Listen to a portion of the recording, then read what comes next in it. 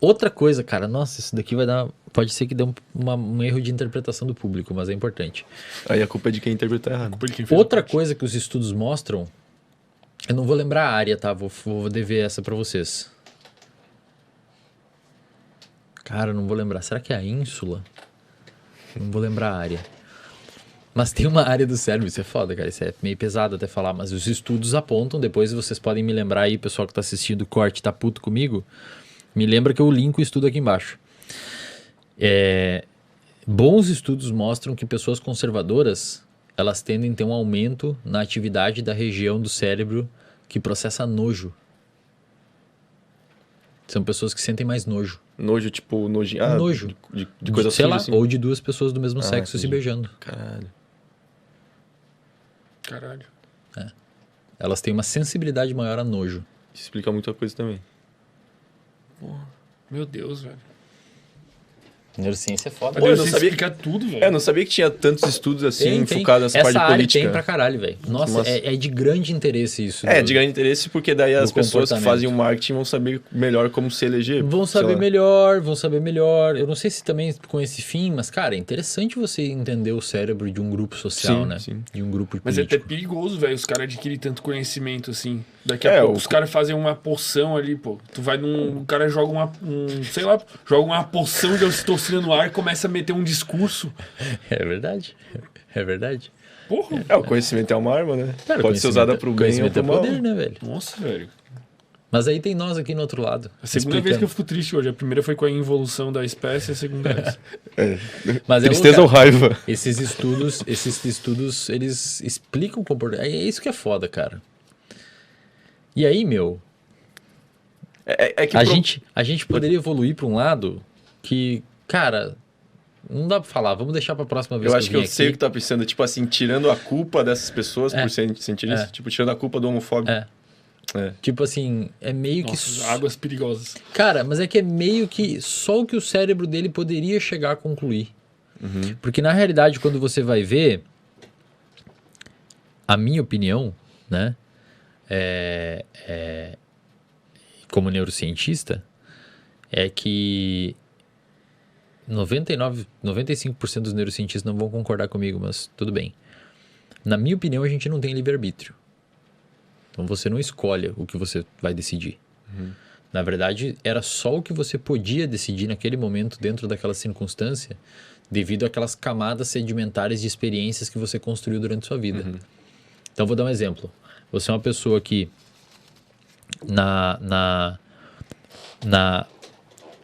sei lá, na infância você sofreu rejeição dos pais. Então, você formou no seu cérebro uma camada ali de rejeição paterna. No ensino fundamental, você sofreu bullying. Tá me dando agonia esse assunto, velho. Então, você sofreu bullying no ensino fundamental e você formou outra camada de rejeição. Os neurônios atualizam. E você responde ao mundo frente à luz daquilo que você viveu. Eu espero que as pessoas tenham honestidade intelectual para tentar pelo menos prestar atenção no que eu estou explicando agora e não tirar conclusões. Não tirar conclusões em cima de um fato, né? De um negócio. Não, mas em cima de uma pouca, pelo menos nem se preocuparam em entender, sabe? Sim. Tipo, se for tirar uma conclusão contrária à minha, pelo menos tenta entender o que eu vou falar. Então você formou duas redes neuronais de engrama que estão determinando o seu comportamento. No ensino médio, você começou a namorar uma menina e você descobriu que ela ficou com o seu melhor amigo e traiu você. Então já são 3 itens que lembram... E ele não teve culpa nenhum dos 3. Não é isso que eu tô Não é dizendo. isso? Eu tô dizendo assim, é o terceiro item no seu cérebro, no seu desenvolvimento, que tem a ver com rejeição e trauma relacionado a confiar em alguém. Aí no seu trabalho, na sua faculdade, riram de você quando você apresentou um trabalho e você não conseguiu entrar em nenhum grupo para fazer festa e sair no bar e tal. Então, um quarto item na sua camada do cérebro que você desenvolveu relacionado a não confiar nas pessoas. No seu trabalho, muitas vezes, você começou a se aproximar de uma pessoa, de uma mulher, e essa mulher lembra alguém lá do seu passado, que você muitas vezes nem percebe que ela lembra, e ela te chama para sair. A decisão de sair com ela foi sua ou não? Foi consciente sua ou não? Porra. Na minha opinião, não, cara. Na minha opinião, seu cérebro respondeu à luz de tudo que você viveu antes. Se a sua mãe se estressou na infância, você provavelmente vai ter um eixo de resposta ao estresse mais sensibilizado que pode aumentar ainda a sua predisposição a determinadas respostas na gravidez. A determinadas respostas na sua vida adulta, via epigenética. Então, hoje, por exemplo, a sua resposta à frustração, um término de namoro, um podcast que flopou, a sua resposta emocional à frustração hoje é influenciada por um evento traumático que a sua mãe teve enquanto você estava na barriga dela. Cara, mas isso que tu tá falando, velho, me dá uma agonia tremenda, velho. Tipo, de não me sentir livre no É que assim, ó, o livre-arbítrio, pensa assim, ó. Qualquer neurônio do seu cérebro vai disparar frente a um estímulo que ele recebeu. Não existe um neurônio que dispara sozinho. Tipo, o neurônio decidiu disparar um potencial de ação, que é um estímulo elétrico, uma sinapse, e ele simplesmente decidiu, vou ligar aqui. Não existe isso. O seu neurônio ele só vai disparar à luz de uma informação sensorial que ele recebeu do ambiente. O seu cérebro é uma bola de gosma, de carne, jogada dentro do ambiente, que recebe estímulos auditivos. Vou dar um exemplo. Bate um negócio lá fora e você olha. Foi da sua decisão olhar? Você só olhou, cara. O seu neurônio interpretou isso, avisou o tálamo, informou os músculos do pescoço e você jogou a sua atenção pra lá. Não foi decisão sua. Mas isso é perigoso falar isso, velho. É muito perigoso. Porque aí seria o que a gente vai... Porque, cara, se ninguém tem culpa de nada, todo mundo pode fazer o que quiser. Tu mata, tu rouba. Entendeu? Mas pensa assim comigo, eu vou te dar um exemplo. É foda esse tema, né? É foda, pô. Mas pensa assim, eu vou te dar um exemplo. Digamos que você tá... Eu tenho que cuidar, cara, nesse momento. Tem que cuidar, velho. Eu tô cuidando. Águas perigosas. Eu tô cuidando. Digamos que você tá num hospital com um familiar seu e você tá caminhando para a máquina de refrigerante, pegar um refrigerante enquanto seu familiar tá no quarto. Passa uma pessoa em cima de uma maca sofrendo uma crise de epilepsia e ela tá se convulsionando e se batendo. Você tá com o refrigerante aberto e essa pessoa passa por você e na crise dela que ela tem de epilepsia, ela bate na sua mão e vira seu refrigerante. Ela teve culpa. Por quê? Caralho, velho, tu tá muito perigoso, cara. Eu tô entendendo. Vai se criando um clima terrível. Vai se criando um clima terrível, velho. Não, tô perguntando. Não, mas ela, tipo, quem não teve culpa? A pessoa do refri ou Não, a mulher. Na minha opinião, a pessoa, se fosse eu iria relevar por... Não, tô perguntando se ela teve culpa. Ah, tá. Foi intencional? Ela fez com intenção? Não. Mas então tudo na vida é sem intenção, Não, pensa velho. assim, ó, por exemplo, se você tem um caso de um caso de um tribunal americano que teve um assassino em série, um serial killer. Esse é um caso relativamente famoso. Um assassino em série, um serial killer, que ele... Cara, é muito louco assim, porque existe uma região do seu cérebro chamada de córtex pré-frontal, que é a região envolvida com racionalidade.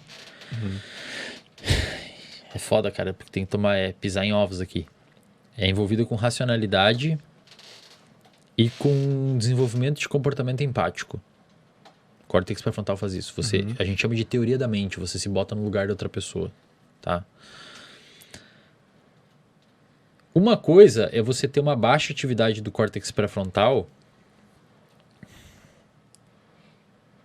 Por exemplo, você pode ter uma lesão no seu córtex pré-frontal e não desenvolver necessariamente um tipo de comportamento agressivo, por exemplo. Isso já tem explicado na literatura. Tem pessoas que têm baixo metabolismo no córtex pré-frontal e não desenvolvem agressividade, por exemplo. Por quê? Tipo, porque psicopata que não é um serial killer. Não, ele não desenvolve ele nem é psicopata. Na realidade, é uma pessoa que muitas vezes teve uma maturidade ou uma lesão no córtex pré-frontal na infância, mas teve cuidado, teve mãe, teve pai que cuidaram, que não sei o quê. Por outro lado, tem casos na literatura, inclusive esse que eu vou falar agora, que o cara teve uma lesão no córtex pré-frontal aos 10 anos de idade, sofreu um acidente de carro e sofria trauma na infância. Na idade adulta, essa pessoa virou um serial killer. Então, uma pessoa que matou 5, 6 pessoas. E uma dessas pessoas, que era uma menina, ele levou para casa e ficou abusando sexualmente da menina por 1 semana. Quando terminou de abusar sexualmente da menina, esse serial killer levou... A menina falou, por favor, me deixe sair, não sei o que. O cara falou, ok. E levou a menina na porta da casa dela. E saiu e foi embora. A menina, obviamente, chama a polícia. E a polícia foi lá e prendeu o cara. Quando a polícia perguntou por que ele fez aquilo, ele não se ligou. Porque o cérebro dele não estava num funcionamento pleno. Ele não se bota no lugar da pessoa. Tanto por isso, mas por que um cara que abusou sexualmente de uma menina ia levar ela na porta da casa dela e largar ela e liberar ela? Incongruente, Óbvio que ele ia ser preso. Uhum. Então você tem uma baixa atividade no seu cérebro em regiões específicas que fazem desde você ter um comportamento brutal desses até se entregar pra polícia sem querer. Até tu ter esse epilepsia. E cara, quando você vai ver, é fruto da atividade de um cérebro. Então, na minha opinião, teoricamente, por exemplo, uma pessoa que tem uma lesão no córtex pré-frontal, que é envolvido com... Por exemplo, tem um caso na neurociência chamado de Phineas Gage. É um caso bem famoso. Phineas com PH. Bota aí na internet tipo que você vai ver. Phineas e Ferb. Phineas. É com PH? É. Então é isso aí. Phineas Gage. Ele era um operário que estava trabalhando numa obra e ele foi macetar uma barra de ferro para explodir as pedras e a barra explodiu e entrou embaixo do olho dele e arrancou o córtex pré-frontal inteiro dele. Arrancou fora, cara.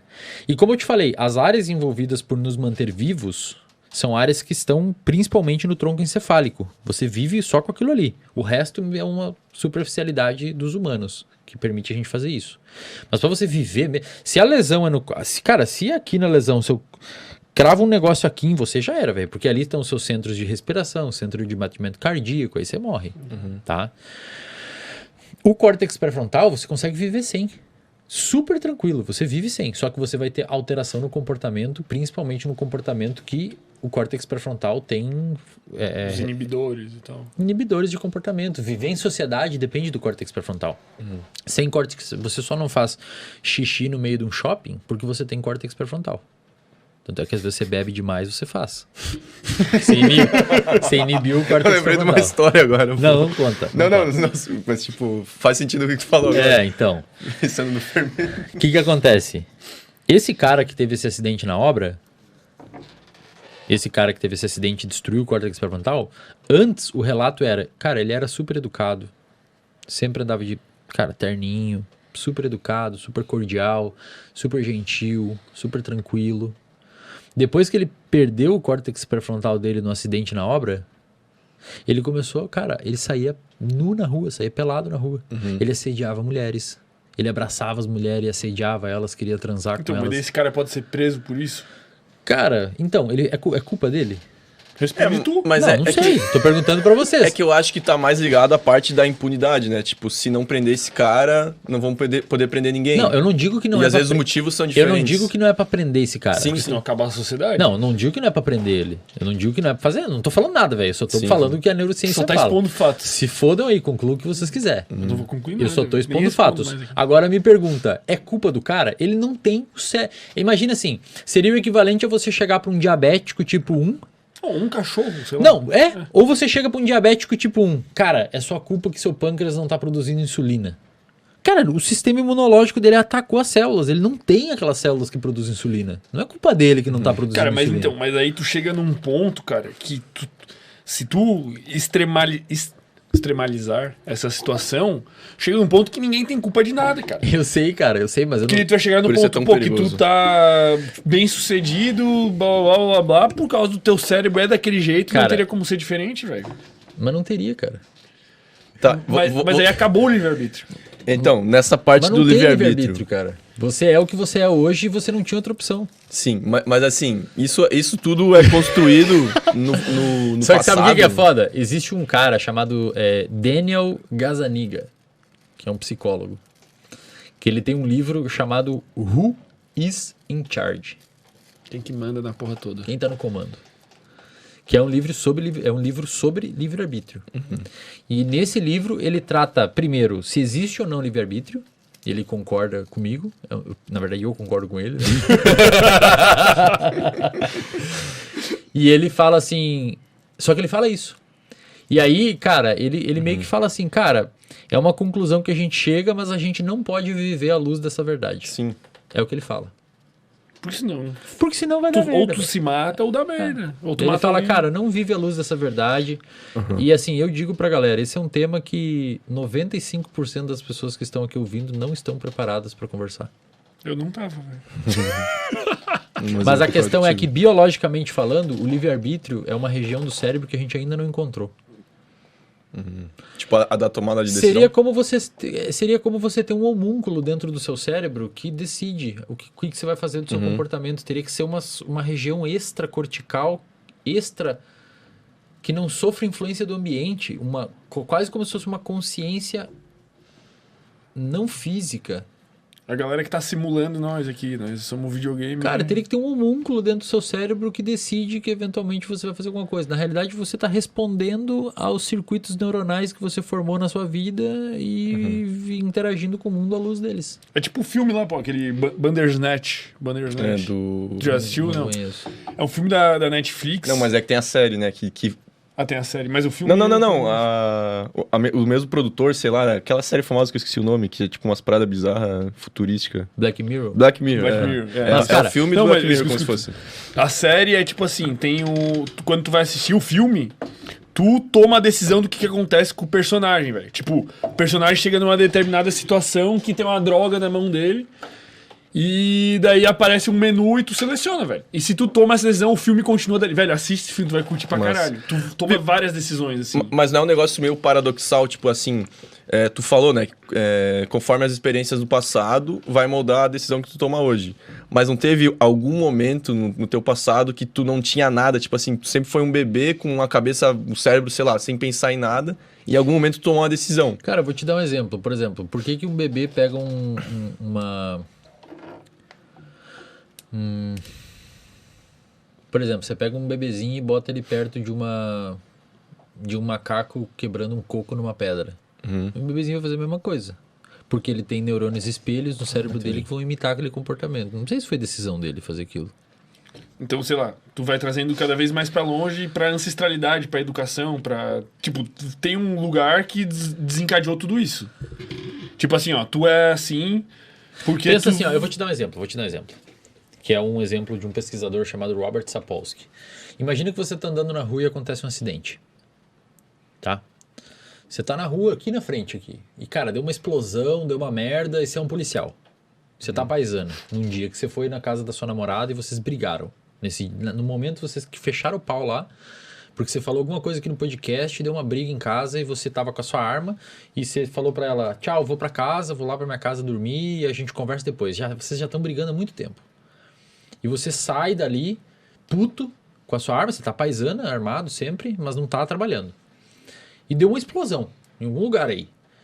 E, cara, 3 meses atrás a sua mãe foi assaltada. E abusaram dela sexualmente, da sua mãe. E na infância você apanhou pra caralho na escola.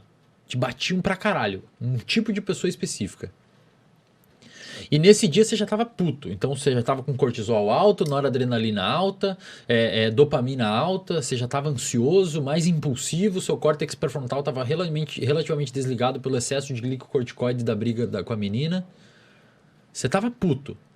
E você já vinha com uma neuroplasticidade de meses atrás que a sua mãe foi abusada sexualmente. Deixa eu falar. Águas muito mais perigosas agora. Deixa eu falar. Você tava com uma neuroplasticidade induzida porque sua mãe foi abusada sexualmente. Você já tava com a sua amígdala com uma atividade basal aumentada porque a sua mãe foi abusada sexualmente. Então sua amígdala já estava mais ativa. Você já estava detectando mais perigo, que pode inclusive ter explicado as brigas com a sua namorada. E você já teve uma camada neuronal de engramas organizada no seu cérebro desde quando você apanhava na escola, que inclusive pode ter levado você a ser policial. E deu essa explosão. E, cara, nessa explosão você já tá meio atordoado de estresse. E você vê que no meio da névoa, assim, você tá meio bagunçando, meio zonzo, que explodiu um negócio muito alto, um zumbido no ouvido. Você vê que tem um cara com um capuz vindo na sua direção. E você vê que ele botou a mão no bolso dele. E você tira sua arma e mira pra ele. E você meio ali, à luz de todas as experiências e flutuações hormonais que você tem no seu cérebro, você decide puxar o gatilho e dar um tiro na cabeça dele. Cara, o movimento de puxar o gatilho é explicado desde quando você apanhou na escola. Talvez antes. Talvez a sua mãe sofreu um trauma quando estava grávida de você e você já nasceu mais responsivo ao estresse. Aquele exato decisão que você teve de puxar o gatilho, cara, a última coisa, essa decisão pode ser explicada segundos antes, pelo nível elevado de glicocorticoide que a explosão deixou, minutos antes, pelo fato de você ter brigado com a sua namorada e ter tido uma inibição do seu córtex pré-frontal devido ao aumento de cortisol. Pode ser explicado meses antes por você ter uma reatividade da amígdala aumentada devido a sua mãe ser abusada sexualmente. E pode ser explicado anos antes pelo fato de você ter apanhado pra caralho na infância e não suportar mais que as pessoas façam isso com você e modulou seu cérebro nesse sentido. A última coisa que você não fez, bicho, foi decidir puxar aquele gatilho. Era a única coisa que você poderia ter feito naquele cenário. Porque o seu cérebro se constituiu para aquilo. Agora, se as pessoas vão usar isso de alguma forma para justificar as merdas que vão fazer, o problema é de vocês, velho. Eu tô falando o que a neurociência explica. E na neurociência, na minha visão hoje, não existe espaço biológico pro livre-arbítrio. Você decide o que você tá decidindo e é a única coisa que você poderia decidir. Pô, concordo 100%. Pode Cara, ser. eu concordo parcialmente, velho. Porque, tipo assim, cara, se tu parar pra pensar, vamos... Digamos que você não puxa o gatilho. Não, vamos pra um outro mundo, vamos pra um outro mundo. Você talvez não puxou o gatilho, cara, porque você viu um filme ou você se traumatizou outra vez que você tinha eu matado entendi. um cara por ser policial. Mas pensa no raciocínio reverso, né? A soma de todos esses fatores ambientais e dos diferentes cérebros, das diferentes pessoas fazendo diferentes coisas, todas fazendo o que podem fazer no momento que podem fazer, puxando gatilhos, Mas as pessoas etc. já fazem isso, cara. Sim, elas já fazem, A calma. pessoa que decide ser médico era a única coisa Sim, que ela sim. podia decidir. Vamos supor. Não segui. Aí que tá, velho. Não, mas- Você falar assim, Eslen, falar que não existe livre-arbítrio, você vai fazer com que a sociedade vire uma sociedade ruim. Não Na vai mudar verdade, nada. já existe, já não existe livre-arbítrio. E a sociedade é o jeito que ela é. Cara, então, não vai mudar nada. mas tu regride assim, vamos supor, a gente tem 7 bilhões de pessoas, tá? Em algum momento a gente teve 3 bilhões, em algum momento 1 bilhão, e todas essas pessoas foram desencadeando coisas ao longo da história, que foram desencadeando coisas e comportamentos e gatilhos que foram puxados e loucuras e efeitos borboletas bizarros que levaram ao mundo que a gente tem hoje. E isso tudo saiu de algum lugar lá muito distante, eu penso velho. nisso. Qual que é o paciente zero? Isso, tu entendeu o que eu tô querendo dizer? Entendi. Mas o que isso tem a ver com livre-arbítrio? Tudo, pô. Cara, pensa assim, ó, eu vou te dar um exemplo, vou te dar um outro exemplo. Então vamos voltar bem antes. Pega um monte de bactéria e bota aqui na mesa. Isso. Larga, É isso que eu larga um antibiótico no meio. O que vai acontecer? Elas vão morrer? Elas vão sair pro lado. Elas vão reproduzir e até que aqui, lá na ponta da mesa, vai ter uma bactéria resistente aos antibióticos. Por que as bactérias saíram de perto do antibiótico? Porque o antibiótico emite um determinado tipo de estímulo que faz a bactéria afastar, faz ter um movimento de afastamento. Não foi decisão dela, cara. A bactéria tem um sinal que faz isso. Sim, ela não tem livre-arbítrio. Exato. Então, mas é isso E que aí eu tô foi dizendo. indo assim até, por exemplo, eu vou te dar outro exemplo. Esse exemplo é bom. Vamos desligar o ar aqui do estúdio. Vai começar a ficar quente aqui dentro. Aí você vai começar, o seu hipotálamo vai sentir um aumento de temperatura. Ele vai mandar um sinal pro seu corpo falando, cara, tá aumentando a temperatura. Dá uma suada nele para diminuir a temperatura. Chega um momento que fica, você não aguenta mais ficar aqui. Aí você levanta, pega o controle, pim, liga o ar. Foi sua decisão fazer isso, cara? Você não decidiu, velho. Você fez em resposta a uma Cara, modificação não, de temperatura. Eu entendi, tá. Eu entendi perfeitamente o que tu tá querendo dizer. Perfeitamente. Eu entendi, tipo, 100%. Mas, se tu fizer uma regressão disso tudo, cara, tu chega, sei lá, no Big Bang, velho. Mas aí o que eu faço, Mas velho? isso não anula o fato que o... Não que o anula, livre-arbítrio mas o problema não é meu, Só tá tô falando, ligado? a gente tá É. fazendo o que a gente pode desde o Big Bang. A culpa não é nem minha, é do Big Bang já. Não é, cara, é que assim, aí você fala assim, pô, mas não tem livre-arbítrio e a sociedade não sei o quê. Cara, as pessoas, os médicos que tem hoje, as médicas que tem hoje, os engenheiros, tudo, era só o que poderia ter acontecido. Então não interessa se você acredita ou não em livre-arbítrio, você vai decidir à luz do que você poderia decidir naquele momento. Não vai mudar nada, cara. As pessoas acreditar que não tem livre-arbítrio não vai transformar Isso, um monte de exato. pessoa criminosa. Por quê? Porque a pessoa muitas vezes é da igreja.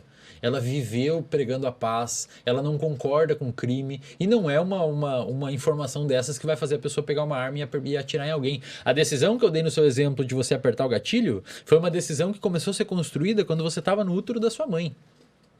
Num trauma que ela teve, que aumentou a sua resposta do seu eixo HPA, que diminuiu a sua inibição do córtex pré-frontal, que deixou você com uma predisposição maior à violência, que talvez levou você para academia. Sim, mas vai muito antes, é isso que eu tô dizendo. É infinitamente Às antes. vezes o seu avô, por exemplo, tem estudos que mostram que se você pega gerações, 2, 3 gerações depois do Holocausto judeu, eles têm uma modificação em genes específicos de resposta a medo.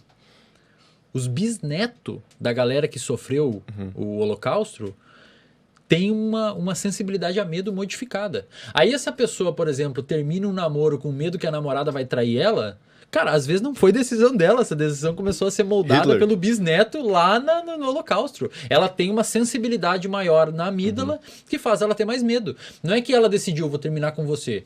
Na verdade, a amígdala dela é igual ao paciente com epilepsia. Ele está se debatendo porque tem um estímulo elétrico modificando a atividade cerebral. Ele bateu no seu suco e derrubou o suco. Não foi culpa dele. O cérebro dele fez aquilo. O cérebro estava fazendo aquele movimento motor. Puxa isso numa instância abaixo e é aquela pessoa que tem o medo da namorada trair, mas o medo constituído por 2 gerações atrás, que foi sendo selecionado para frente via transmissão epigenética e que muitas vezes teve uma traição da namorada ou uma traição do namorado na infância ou bullying, e a única decisão que a pessoa poderia chegar devido à atividade do cérebro dela naquele contexto específico, dentro daquelas condições hormonais e de neurotransmissores, seria terminar com a namorada. Não foi decisão dele. Era a única conclusão que podia chegar. Gostou desse corte? Deixa o like e inscreva-se no canal. Tamo junto.